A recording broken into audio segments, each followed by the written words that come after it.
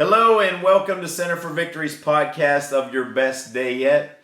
At Center for Victory, we're here to help unlock, reinforce, and enrich relationships through personal and professional development. I am Eric Guy, Chief Victory Officer at the Center for Victory. This here is Mr. Zachary Del Turco, one of our executive consultants. He's back for a little bit more of what we call discretionary effort. Personal and professional side here, probably more into the personal side here a little bit today as we talk about this with emotional investment with folks more in on your age level, right? Yeah. Millennials. And I want to start out with this. It's a quote from Simon Sinek, and he said that when people are financially invested, they want to return. When people are emotionally invested, they want to contribute. Now, what I found with this is a powerful reminder from the author of Start With Why, that emotional engagement leads to discretionary effort without the expectation of really getting something back. And when you have somebody like that, and really I feel like that's your generation, they want to give, not get. So first question, does that quote and statement actually resonate with you? Yeah, I think it's right on.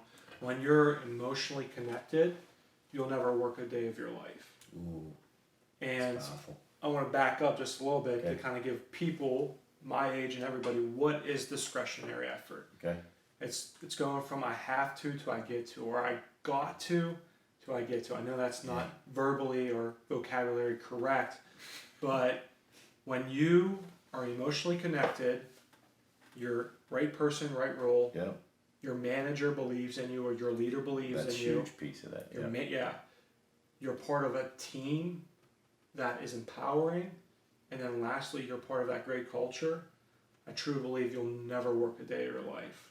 I work 6 days a week, and it doesn't even feel like I'm working. Yeah. Like, you're in your sweet spot, and when you're emotionally connected, I tell this to my wife every single day. I said, sweetie, I want you to be in a place where you kick and scream going to bed because you don't want to go to bed and you can't wait to wake up. 95% of my life right now, I cannot wait to wake up the next morning to come to work because I love what I do. Good. I'm glad to hear it. Is that a good answer? That's good. That's very good. But I'm curious, as we talk about that and you come into work here, what made you want to come on board here at Center for Victory? Because for somebody in your place, it's obviously some risk because it's, of how the salary structure and that. But aside from that, was it just a job or was it something else? Yeah. Do you have a story that goes behind it? Yeah, for me, it was more of who versus what. We talked about that in our previous podcast.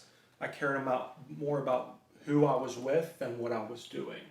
And being in a mastermind group with you and being surrounded by you, I saw that you saw something in me, and that attracted me to you, saying, you know what, Eric doesn't have to take a Monday afternoon or Monday evening to invest in these group of leaders, but he did, because I never really had that before.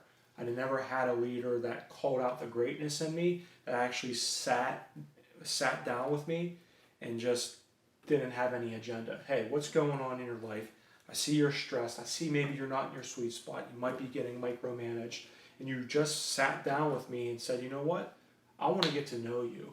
And that to me went more, that went further than anything that anybody has ever done to me as a leader. But the second thing was the values. What comes out of your mouth? It's one thing to say, hey, these are our value statements. It's another thing to live it. I'm a big people person. I believe in investing in people. So to me, when I heard the stories of you going on mission trips and you just spending time with these next generation leaders, I was attracted to that. Okay. So it's just to reiterate that it's really something bigger. It's a bigger why.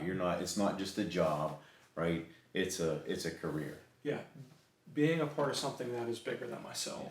Now, how do you think that resonates with people your age and even younger? Because I see it, in my kids. I mean, they're like, yeah, look, I want purpose. Yep. And I know I have a couple coaching clients that are around your age that say, look, I just don't want a job. and they're searching for things and they're asking for these things in the interview, like, what am I going to be a part of? Who am I going to be working with? They care. Like when I went in to interviews when I just came out of college, I don't even think I even thought of that, right? But now, I think when we're looking at it, and people who own companies or head of companies, supervisors, managers, they need to know that.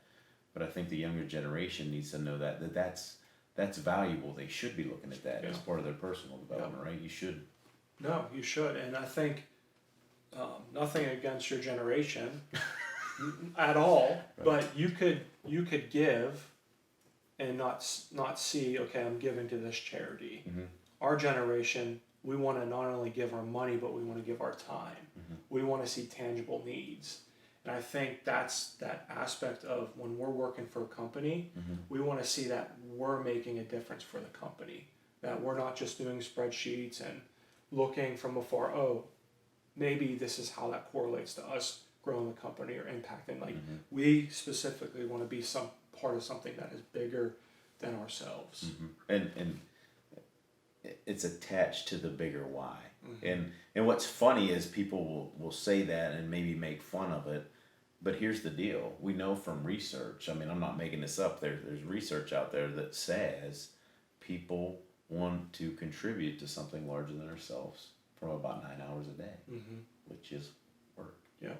And when you can go from job to career, that makes it all that much better for that person. And that's why I left my first job in medical sales. There was 2 positions that I could move up in. Those guys been there for 10 plus years. They were about 10 years older than me. They had no plans of leaving, and I'm just like, you know what? I need to find something where I can grow, where it's not just a job, it's a career, and that I can actually make an impact. Yeah, and I was gonna end with that word when we moved out on to the next question. That is the word that you want to keep in mind, impact. So if you're somebody that owns a company or supervisor or manager, talk to people about how they can make an impact. If you're younger, looking for your next job or maybe looking for your first role, think about how you can have that impact. All right, last question. For somebody looking for a career instead of a job, right, gets into some of what we were talking about earlier. What tips do you have for them? What tips do you specifically have for them? Is you've had some transitions here or there, so you can speak to this. Number 1, understand who you are. Okay. Understand how you're wired. You sat down with me when we went over my predictive index behavioral assessment. That was huge, because I don't know if I would ever have taken that leap of faith if I didn't understand how I was wired. I thought I did, but understand how you're wired. Number 2, understand your values. What are your values as a person? Because if your values and the company's values don't align with one another, do yourself the greatest service and leave that company, because you're going to make them miserable and they're going to make you miserable. Number 3 is find mentors and leaders. So once you understand how you're wired, find that who can invest in you, who has been in your shoes at one point that can help you create a roadmap or create a career for yourself. And then lastly, I think this is my biggest encouragement for people my age, is be okay with failing. Good tip. You should, if you're not failing, you're not trying. Yeah. And I think that's something we need to work on as a generation, is we're so scared to fail that we'll never take our next step because we don't want to look back. We look at social media, we see everybody else's highlight reels, but really the people that we want to be like, they failed their way to success. Yeah. So those are my 4 things. Okay. Understand yourself. What are your values? Don't be afraid to fail. And find those mentors and leaders in your life. Good summation. Thank you. Good summation. So I'll leave you with this quote as we're wrapping up today. I think I said it earlier, maybe in a previous podcast. When people go to work, they shouldn't have to leave their hearts at home. So I'd encourage you to be more heart-filled in whatever you're doing, whether you're young and looking for that next career, or as you're a supervisor or a CEO of a company looking for people. Look for people who bring their hearts and put all of themselves into that work. So that's all for today. Thanks for watching. Make sure you leave a video like and leave a comment down in the comment section below, please. We'd also appreciate it if you'd hit the subscribe button as well as the bell icon. That way you'll get notified when we post next. And if you'd like more information, please check us out at centerforvictory.com. And remember, wherever you're at, whatever you're doing, make this your best day yet. Take care.